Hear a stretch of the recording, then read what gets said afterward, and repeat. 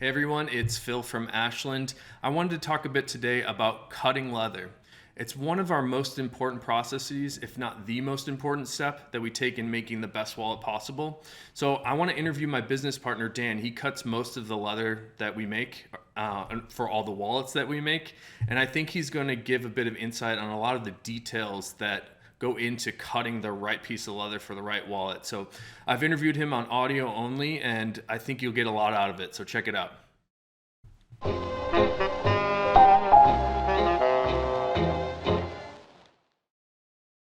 So I'm here with my business partner, Dan. He's been cutting his butt off for all the pre-orders we have, and let alone on Christmas Eve.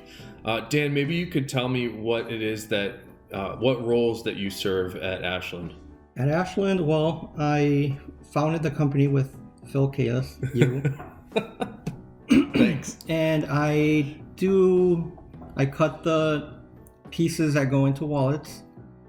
I bring the leather over from Horween, and if we need leather from the tannery, I make it and bring it here.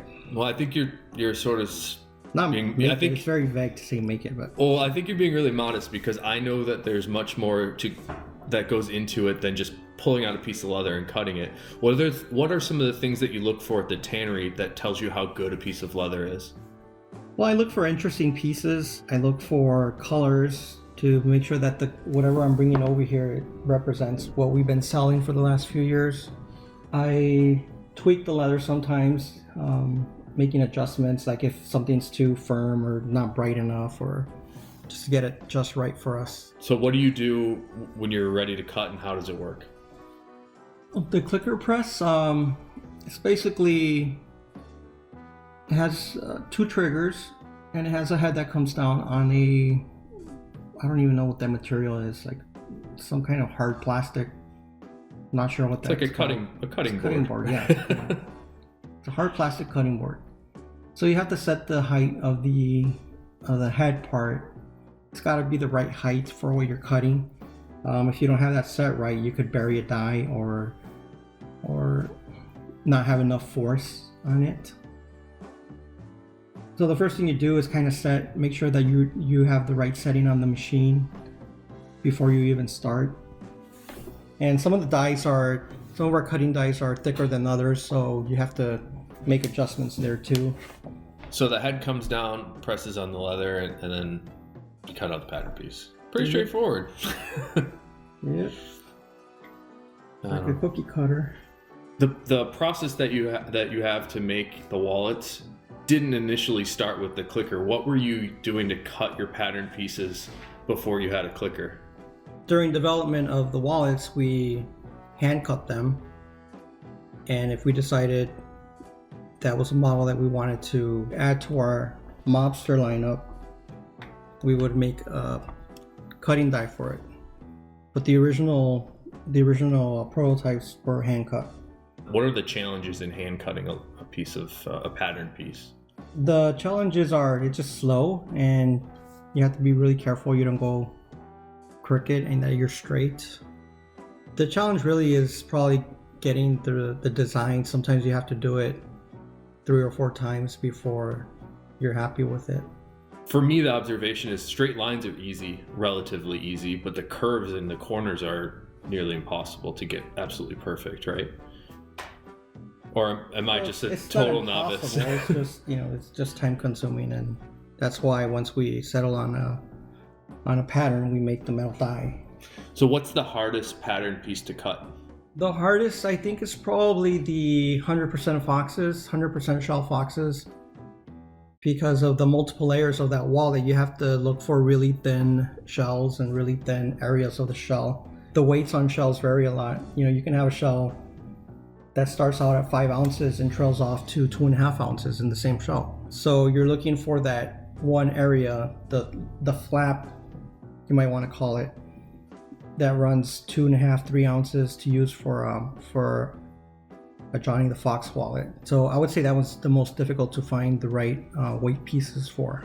Considering that we have a larger amount of colors, and some of those shell colors are very rare, the rarity of the color plus the rarity of the thin pieces you know, when we are able to make that natural shell, 100% shell fox, it's like a special treat. It is. Like, we have 2 orders for Navy 100% shell, so they're not easy to make.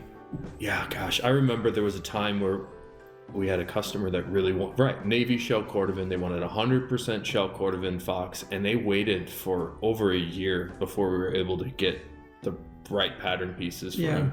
We could split it down, but it just weakens the leather, and it could tear very easily. But I mean, we do have a splitter. I could split them down, but I'm not comfortable doing that with shell.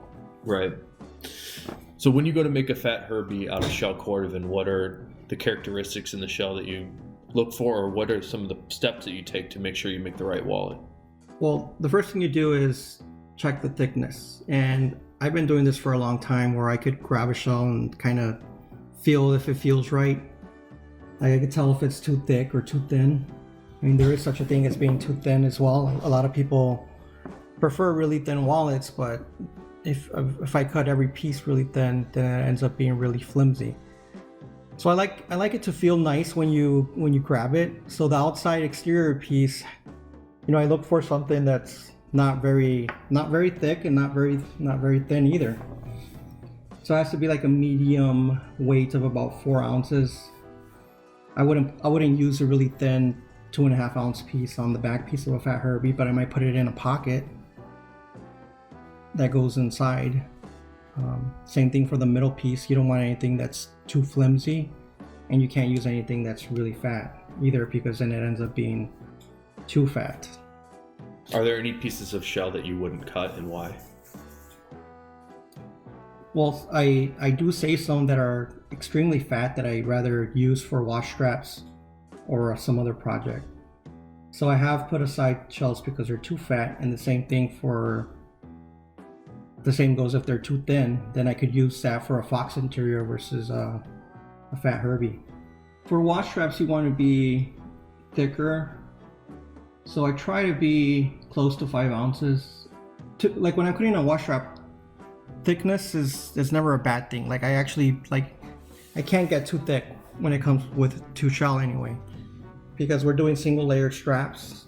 But I try to keep the minimum thickness at 4.5. But if I get like a really thick 6 ounce piece, then I'm happy with it.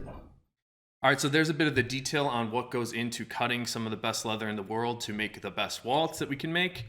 And I wanted to say we cut a little bit brief because today is Christmas Eve, and every minute that I was taking from Dan was a minute that I was taking from him being with his family. So we can always chat about this more, but if you have more questions, just let me know in the comments. All right, thank you. Bye.